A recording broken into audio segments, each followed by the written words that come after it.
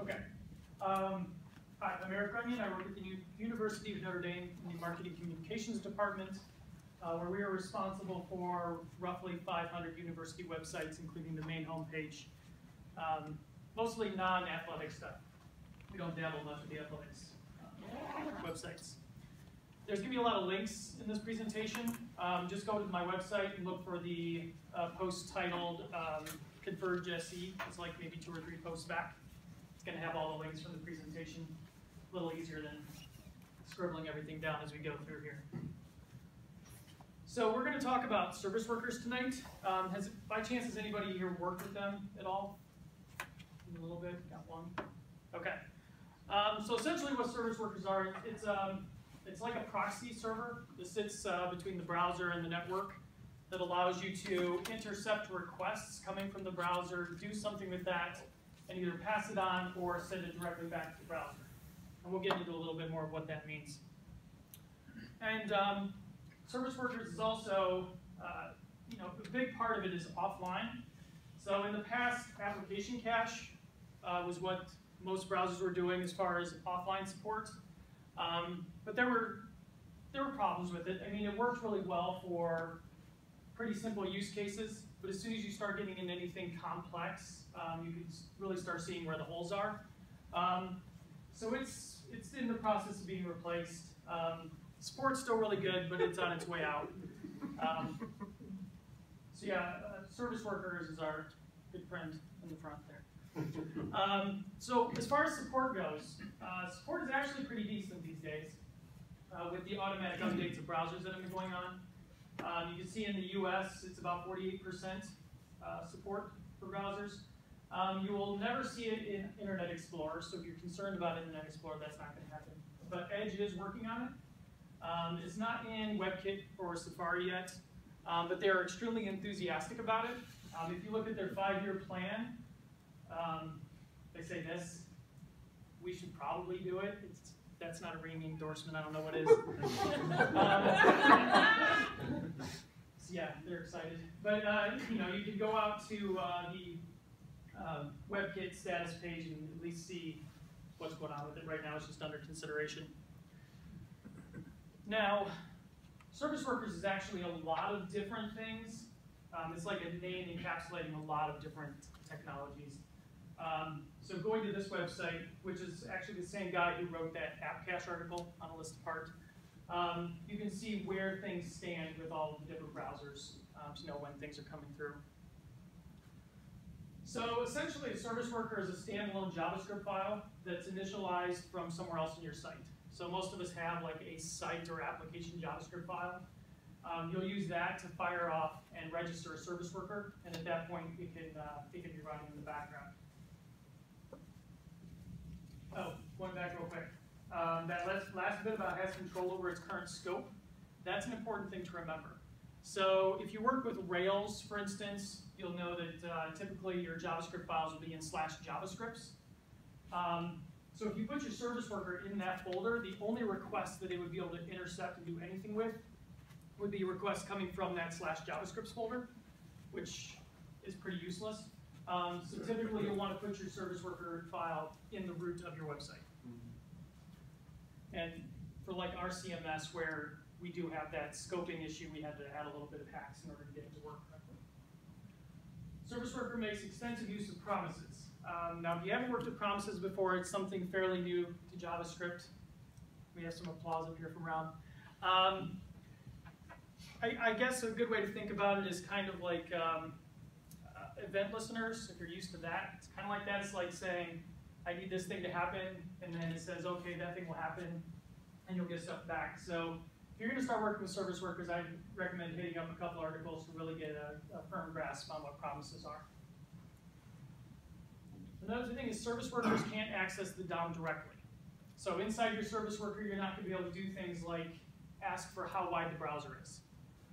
You're going to have to rely on something called the post message API that will allow your application JavaScript file to talk back and forth with your ServiceWorker. So it is possible to get information about the browser. You're just going to have to work around it a little bit. So why would we want to use service workers? There's really two big use cases in my mind for service workers. One is speed. So service workers has access to a cache API, which allows you to store files from your website for offline use. And the nice thing about that is it's going to be a lot faster than going out to the network to request a file. And then the other, obviously, is offline. So this is my sort of my playground app, because one of the first apps everybody writes is some sort of to-do app. So this is my playground. It's out on GitHub if you want to look at that. So it's got examples of several different offline or local storage options. So it uses, you can have local storage, there's Appcache, there's ServiceWorkers, there's IndexedDB. It's just a nice place for me to play around with different technologies. But it does have some ServiceWorkers examples in it. So how do they work? So we're all web developers, so we pretty much have a good grasp on the typical web process. So without service workers, you have a device that's online, you make a request to a website, it goes out to the clouds, because that's where websites are these days. And it comes back with a list of files, typically an HTML file, CSS, JavaScript, images, and if we're really being honest with ourselves, most of the time those images are going to be some kind of animated cat gif. Those come back to your browser, and you have your website. Now, if you didn't have a network connection, we all know that you go and get a request, you get nothing, it rains, and now your stick-figured person is sad. I love that rain.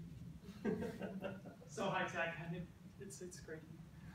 So with service workers, it gets a little more interesting. So you can see we have an Android device now because it's not WebKit. You make a request, service workers can now start intercepting those requests. So if this is the first time going through, it's going to have to go out to the server to get some files. It'll bring those files back. It'll give it to the browser, but it can also then take those files and store it, depending on what the logic is. And you can have a lot of logic depending on what it is that you want to store. So that way, the next time you don't have a connection and you make a request, the service worker can grab those requests, reach into its cache without ever going to the server and pass it back, which is really nice. But you have to be using secure clouds for this. So why does service workers require HTTPS? Well, honestly, you should be using HTTPS for everything these days, if you can. You are so involved tonight. Let's encrypt. So one is HTTP 2. If you want to start using that, which is now supported in Nginx, and it's kind of flaky in Apache still, but it's coming. It's the next generation of HTTP, which is going to make websites faster to begin with, but it's only going to work on secure websites. Also, Chrome is disabling it for any website that wants to use geolocation. You're going to have to be on HTTPS for it to work. So if you're doing anything with that, you're going to have to make sure you upgrade. And this is a great example. There was this researcher last fall from Stanford University. He was at an airport, and he logged on to AT&T's Wi-Fi at the network at the airport and went to Stanford's website. Now, do we have any people here that work in higher ed? Like any Notre Dame's or IU people? Just showing? All right. Well, if you spend any time on higher ed sites, you don't see that at all, ever. It may look normal if you go to like a tech site, but not a higher ed. And so he noticed this immediately because it shouldn't be there. And so he checked some other sites like the FCC's website, you've got the same ads. So essentially what was happening was AT&T was, since neither of these sites are secure, they were taking the source, injecting ads, and then spitting it out to the user. And as soon as he posted this article, AT&T was like, oh, we were just running a test. And they shut it. But the thing is, even though they may not be popping up anything visible, you're pretty much guaranteed they're still messing with your source and doing some kind of probably creepy tracking. But now you can at least get free certs. I mean, in the past it used to be more expensive. You'd have to pay because like for our CMS, we needed a wildcard cert, and that would cost us $1,000 a year. But now, since we're hosting on AWS, we can get free certificates, including a wildcard certificate. And let'sencrypt.org, if you're not familiar with that, You can go out there and you can get free 90-day certificates. Now you may be thinking 90-day certificates are no good because you don't want to have to re-up it all the time. But a number of hosts, including where I host and a number of other popular hosts, are providing them for free. And they will take care of the renewals for you. So all I had to do is go into my control panel on my web hosting site and say, I want HTTPS for these domains and subdomains. Say go. They installed the cert. They're going to re-up it every 90 days for me. Do you know why it's only 90 days? I don't know. They talk about it on their website, but I'm not sure. But if if it's happening behind the scenes. Yeah, it doesn't matter. All right. So yes, secure all the things. So service worker lifecycle. We're going to take a look at some events that are going to be that happen in the course of a service worker. But something that you'll need to know, because we are going to start looking at a little bit of code right now, is that all the browsers that support service workers also support ES 2015 or ECMAScript 6 or whichever the two names you want to use at the time. So if you want to start playing around with the newer features in JavaScript, a service worker is a great place to use it. So if some of the code looks a little funny, it's just because it's using some of the newer JavaScript syntax. So we're going to be looking at a little example here where we have a website that all it does is when you load the site, it grabs 3 random images from placekitten.com and throws them up on the website.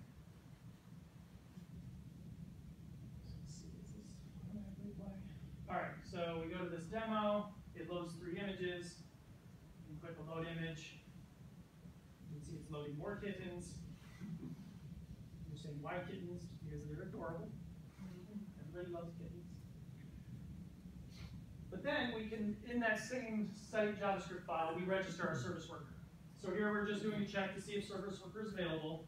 And if it is, then we're referencing the JavaScript file. And as you can see, it's in the root of the website.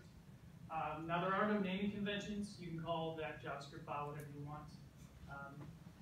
As long as you reference it in the root, you'll be pretty set. So then we're over in the service worker file now. So I'm going to get back to, there's a little bit more about this because you don't absolutely have to have these in a service worker. It's just recommended because it's going to get up and running a little faster. So the first event listener that you're going to look for is install. And so what is happening here is the browser is essentially being told we're installing a service worker now. And what we're doing in the second line there, the self-skip waiting, that's essentially saying that you have this service worker. As soon as it's ready, activate it. And that moves into this activation listener. And then you call self-client's claim. So what happens between these two events is that the browser hits the site, it's going to load all the files, it's going to get notified about the service worker. Service worker is going to get installed, activated, and at that point you can immediately start intercepting requests.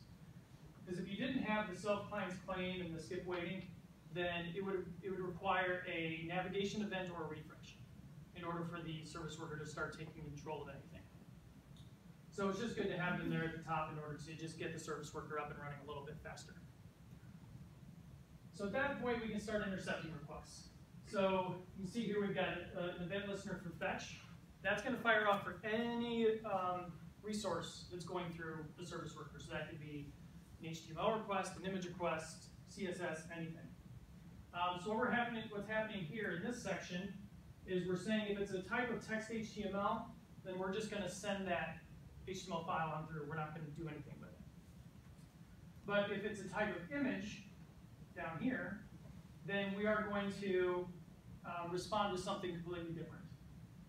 So then if we come into fire up our service worker, this is a clean one. You can see it's installing and activating there. You can see that if you go into the service worker resources in the Chrome console. And now instead of kittens when we're loading images, we're getting pictures of Nicolas Cage. Why Nicolas Cage? Because he's adorable.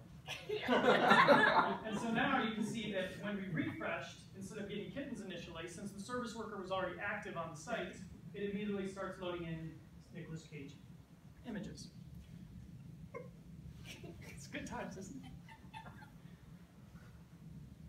So this is the entire service worker here. You see it's not a whole lot to take in order to get this working right. So you may ask, what's the point of that? A more practical example would be this article by Dean Hume, where he talks about using service workers to respond with WebP images if a browser supports it. Because if you've worked with responsive images much with the new HTML5 syntax, you can run into things like this, where it starts getting very Frankenstein-y.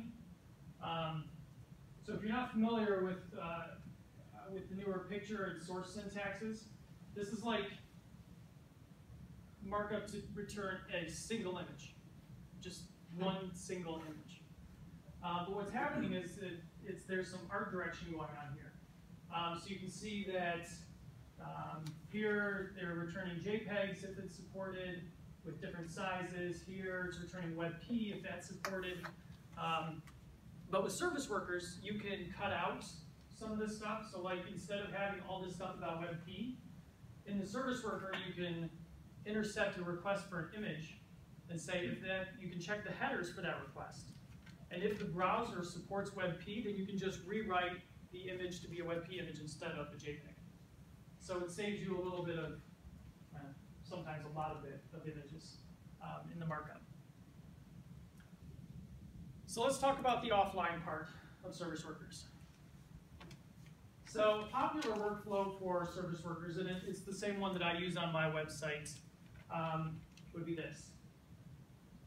So at the top of the service worker at the install event, and we'll get into some code in a moment, you would essentially store any important images, resources, pages in the cache. Things that are like essential for your website or application to run. And then, the nice thing about service workers is you can cache additional images and files as the user browses throughout the website. So essentially they visit a new page. If that's not currently in the offline cache, you can intercept it, store it in the cache, and also give it back to the browser. So as they're going through the site, you're continually building up the cache. They're getting more and more of your website available for offline use. So then on repeat visits, anything that's already cached, especially like your theme files, CSS, JavaScript, anything like that, will get pulled from Appcache instead of going out to the server. But pages can default to the network. So if you've worked with Appcache before, you'll know that one of the biggest downfalls was that no matter what, all files were served from Appcache. So that means even your home page. So if someone came to your home page last month, they cached your website, and then they came back today, they would still see the old version of your website from a month ago until they either refreshed or did some other navigation and came back. And that was, like, in my opinion, a huge downfall of Appcache. But with service workers, you can have the logic in there to say, if it's an HTML request, automatically just pull it from the server, and then if it's offline, you can pull it from the cache. And then you can also account for missing pages and images while offline.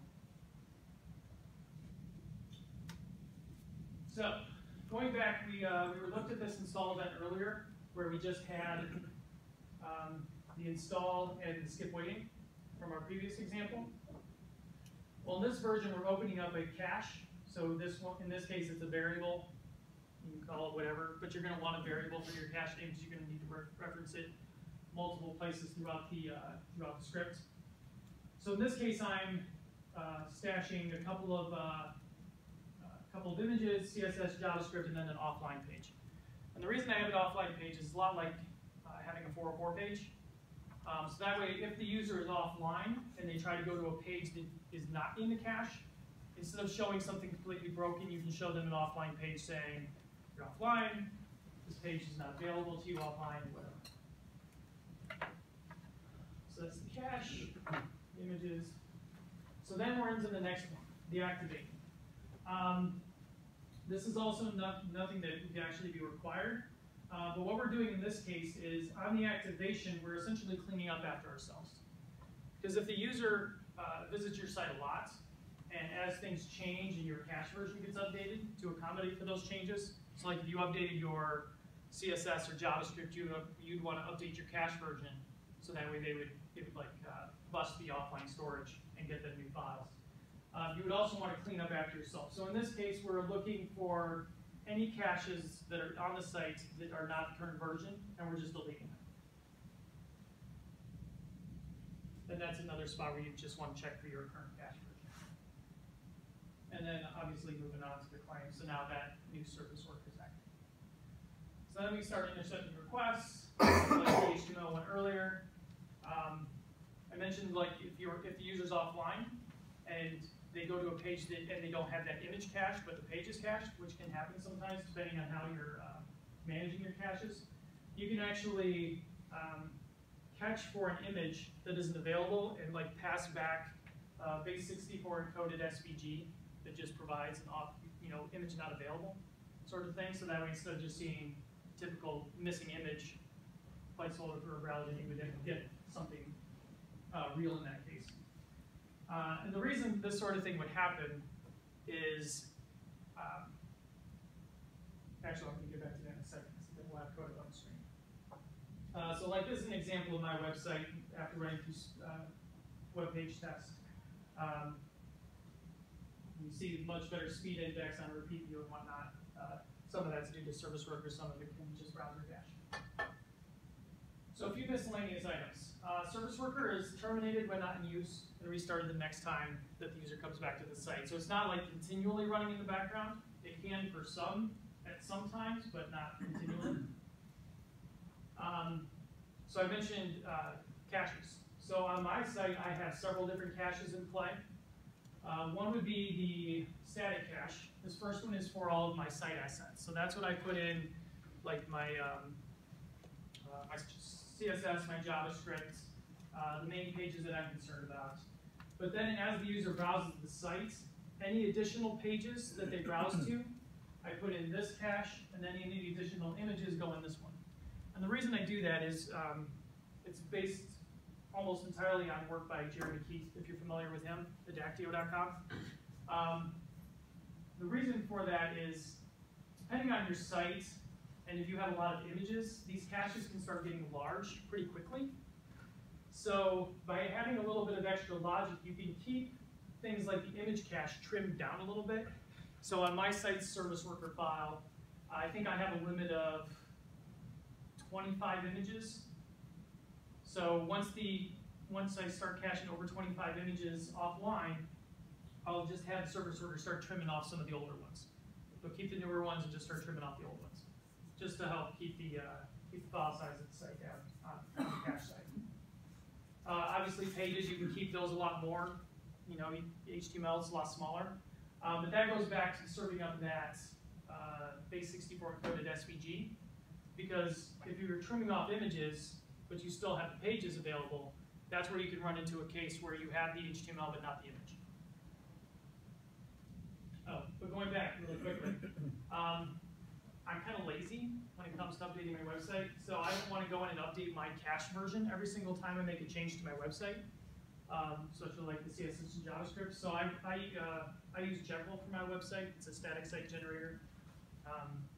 If you're not familiar with those, it's like you do all the work in flat files. In my case, it's like Markdown. This is what I write all my articles in, and then I generated the *6 to a server. But what I had to do is I set the version based on when the file was generated.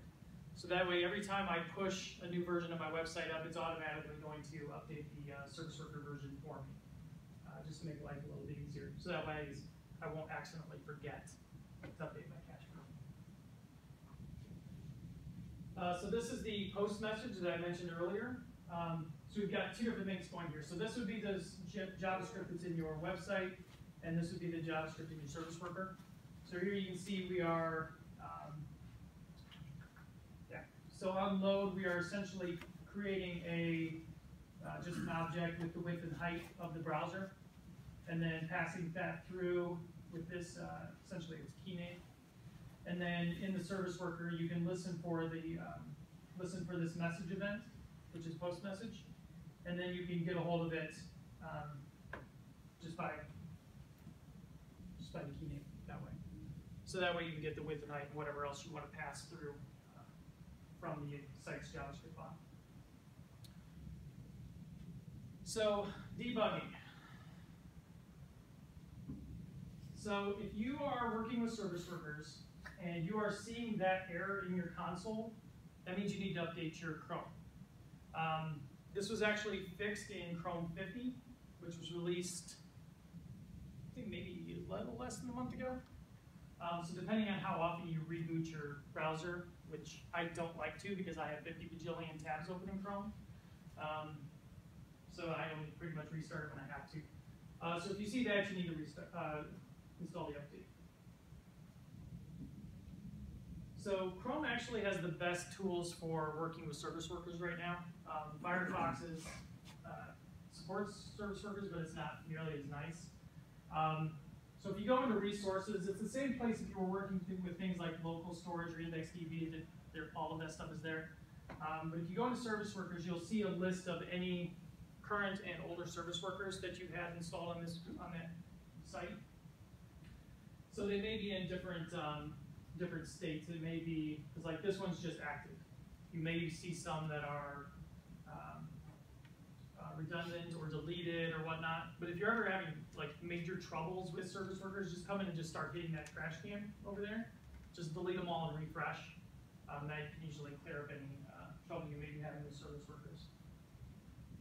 And then, like I mentioned, the cache side. So this is the static cache. Like I mentioned, it's where I put all my website's assets. And then this would be the pages cache. You can go in and actually look and see everything that's currently cached on the site. And then if you go to ServiceWorker internals in the Chrome browser, you'll be able to see all the sites that have installed a ServiceWorker in your browser, which actually is going to be probably more than you would expect, because it's actually being used in a lot of places these days. So some advantages over Appcache if you used that before. There's no need to create a full manifest. So with Appcache, you had to list out every single file that you wanted available offline. With ServiceWorkers, as we've seen, you can write in the logic to just cache things as you go. You just initially cache just the most important things and then get everything else as needed. Like I mentioned before, the mixed and local server. So Appcache was just coming from the cache, nothing from the server until it refreshed. ServiceWorkers, you can default HTML to the server, which is nice. And you can use it alongside Appcache. So this is the only quote-unquote site on Notre Dame's, any of our projects that used Appcache. And I don't know if it still will, but right now that page has both Appcache and ServiceWorkers on it. And the nice thing is that if a browser supports ServiceWorkers, it'll use that. If it doesn't, then it can fall back to Appcache. So that way you can have both if you need to. So here's some ServiceWorkers in the wild, some sites that I have, I'm sure many of you have visited, modernizer.com, for instance. This site is actually, it has a funny name, honeyfoo.com, but I highly recommend checking it out. They talk a lot about ServiceWorkers. They have a really good weekly newsletter. Their ES 2015 coverage is fantastic. What's that? They have that's actually one of the best coverages of ES 2015 comprehensively. There's like a 350 bullet points of what you should know about ES. Well, they call it ES 6 on there still, but yeah, that's a great site. Yeah, it's a really good resource. DavidWalsh.name is also a good resource for ServiceWorkers. Adactio.com, that's where I pretty much cribbed all of my ServiceWorkers stuff and then modified from there because I liked the workflow that he had. But that's how I learned ServiceWorkers, was just looking at other people's examples and stealing, as we do in the web. But what else will ServiceWorkers be able to do? So it's not just offline stuff. Essentially, we're going to eventually be able to do things like push notifications, background data synchronization, geofencing. I think that's going to be pretty cool when we can actually start doing geofencing with mobile, and reacting to a particular time and date. So that's the end of my slides, but do we have time for like a quick demo? I have like one demo I would show if we have time. Okay, we're going to tempt the demo gods and actually try a live demo here for a moment, which does not always work well. We have to mirror so I can actually see what's going on here.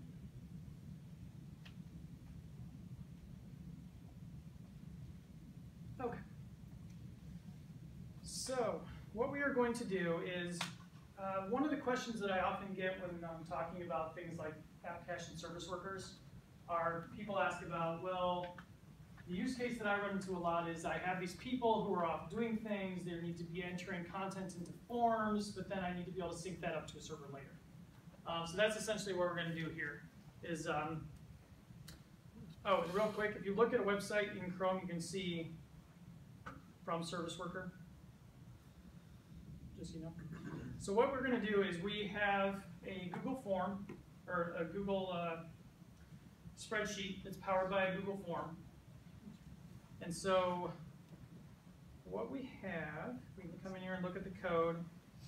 The ServiceWorker file is pretty basic. It's pretty much just the exact same one that I have on my website. It's essentially just we can get that index file cached and working. So we have the form available offline.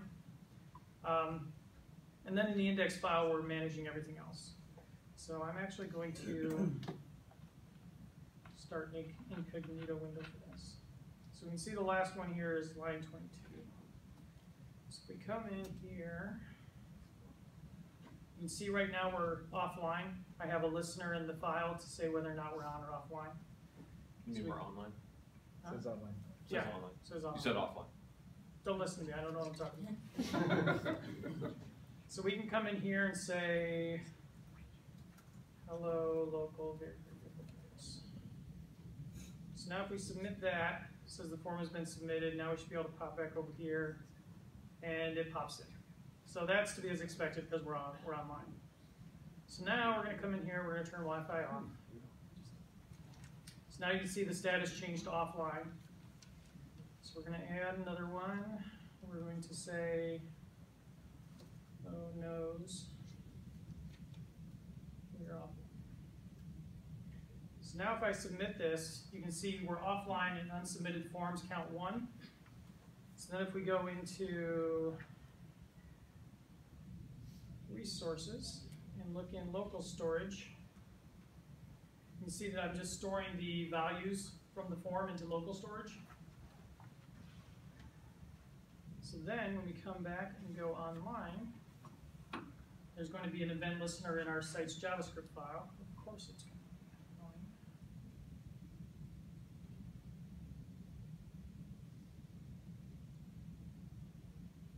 Anybody want to play the Jeopardy music? Okay, so now we're online. We go back in, resources, local storage. Why is that still there? It should not be there. This is why I hate live demos. Because apparently I broke something. Anyway, you can see how we went online. What is supposed to happen is as soon as it goes online, it detects that, loops through all of the forms stored in the local storage, anything that follows this naming format, and will essentially repopulate the form and submit it in the background. So that way the user never actually sees anything, they just see, you know, we're offline, we have some forms in the queue, we go online, suddenly it just syncs behind the scenes for them and they never have to worry about it. And then it just starts showing up.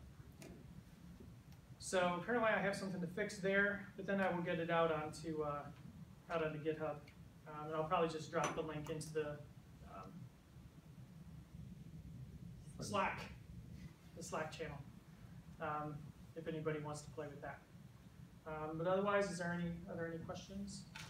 You mentioned that they don't have, that service workers don't have access to, for example, the DOM, but it sounds like they do have direct access then to local storage, session storage. Service workers cannot actually access local storage, but it can access IndexedDB. But you could have your service worker talk to your site's JavaScript file, which would have access to local storage. Obviously, you were able to get it in there. I just wondered if you had to go up and out of the service worker to get to it to make that happen, or if you were able to do it directly. I'm only using the service worker to make this all available offline. The site's JavaScript file is what's doing the work as far as storing and submitting everything, and monitoring the online, offline. That makes sense.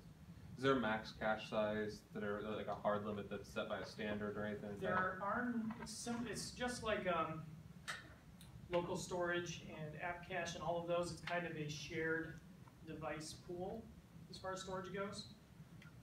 So it's really up to the browser. If your local storage cache is like old and older than everything else and it needs to make space, it can shuffle it off on you. So you can't absolutely guarantee that it's always going to be there. Now that may, I'm not sure, that may change with the, Google's working on the, what is it, the application manifest, like the progressively installed web apps where you create a manifest file and it has like the site's name and all of this other information in order to do offline. Maybe if you have something like that, they may give you a little bit more priority as far as keeping your stuff around, but I haven't checked on that to find out for sure. Anyone else? Kind of to expand on what Rob was asking, can you set an expiration date for the files? So if somebody comes to your site once, they get everything downloaded into local storage, can you set an expiration so if they don't never come back, they hate what you have? That's not on their system forever? No. So it's not like a cookie, you can't set like an expire date on. Okay. Essentially what would happen is the browser will eventually delete it for them. So I think you kind of touched on this, talking about like the offline version of the site, but can you intercept what's coming back down? So like if your site's getting hit too much and your Cloudflare comes up or something, can you catch that and see, like when you send a request to the cloud, see what's coming back down and then decide to go back to the service worker? I believe so. Because I mean, you're already getting what's coming back anyway, because it goes through the service order, the service order gets the data, and then you're essentially doing stuff with that. So you can either cache it or send it back, or send something completely back, different back. But there are examples of service workers out there that essentially create what's called a race between the service worker and the network. So that way, if say your website is getting slammed, it's too slow, the service worker can then just return what it has to help alleviate server slowdown. All right, thank you.